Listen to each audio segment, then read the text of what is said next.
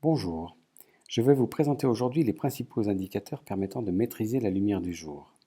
Ceux-ci doivent prendre en compte, en premier lieu, la quantité de lumière adaptée aux besoins, en deuxième lieu, la portion d'espace qui devra être desservie, et enfin, la période d'usage. Il s'agit donc de gérer une ressource à la fois dans l'espace et dans le temps. Il existe plusieurs méthodes pour quantifier cette ressource.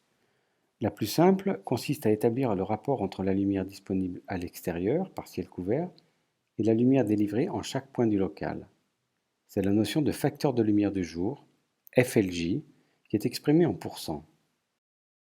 Le FLJ dépend principalement de la portion de ciel vu. C'est la composante directe qui représente la majorité des apports lumineux. Il y a aussi la composante réfléchie par l'environnement extérieur. Dans un contexte urbain, celle-ci dépend fortement de la position du local, entre le rez-de-chaussée et l'attique, et dépend aussi fortement de la clarté des bâtiments environnants. Enfin, il y a la composante réfléchie par les parois intérieures du local. Cette composante est fortement influencée par la clarté des parois.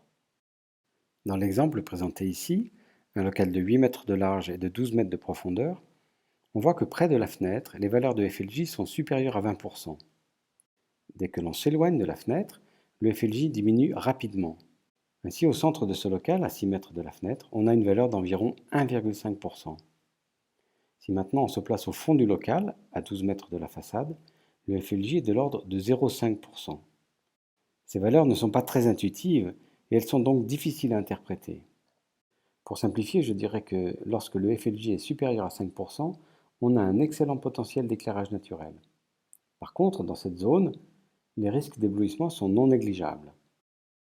Si le FLJ est compris entre 1,5 et 5%, on se trouve dans une zone avec un bon potentiel d'éclairage naturel.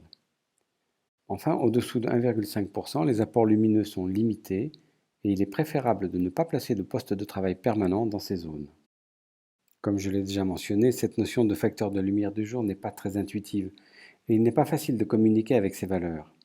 De plus, comme les calculs sont effectués avec un ciel couvert théorique, le FLJ ne permet pas de prendre en compte l'orientation et la localisation du projet.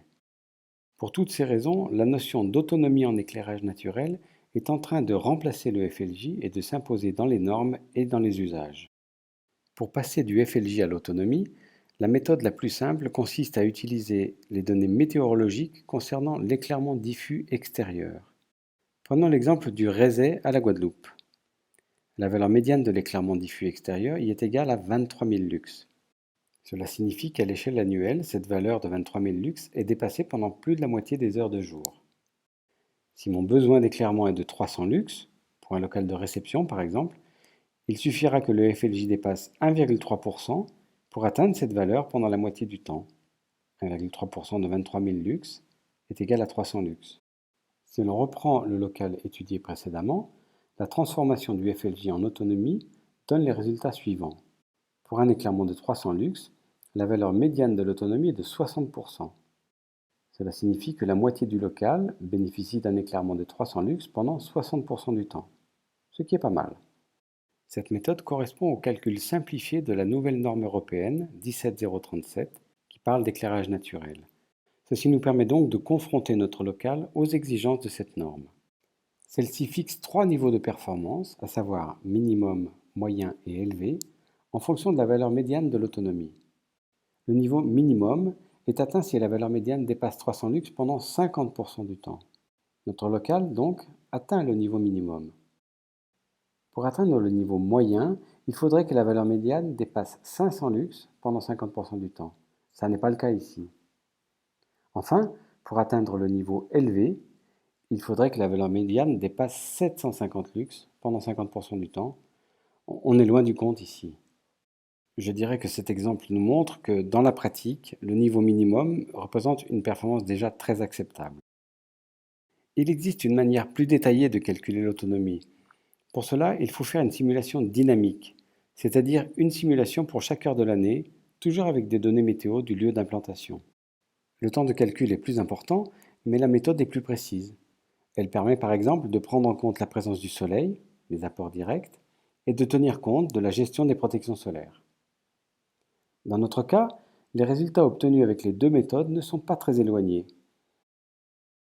La norme européenne comporte d'autres cibles, notamment sur la valeur minimum de l'autonomie.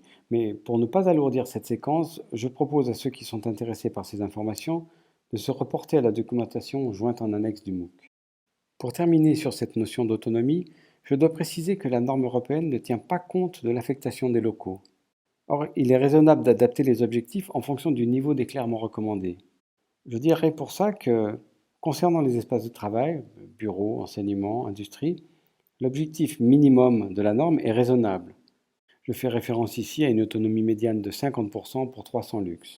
Pour les autres affectations, les chambres, les séjours, les lieux de repas, etc., il est important qu'une partie au moins de ces locaux ait un accès raisonnable à la lumière du jour, mais je pense que le fait de raisonner sur la valeur médiane n'est sans doute pas adapté dans ces cas.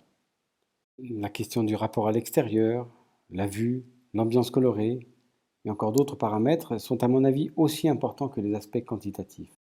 D'une manière générale et en guise de conclusion, je dirais que dans les climats tropicaux-humides, le rapport à la lumière naturelle ne doit pas faire l'objet d'un raisonnement purement quantitatif. Il est en tout cas déraisonnable de chercher à tout prix à augmenter l'autonomie en lumière naturelle, dans la mesure où ceci conduit à augmenter les risques de surchauffe, ce qui peut mettre en péril la fonction et la raison d'être des locaux.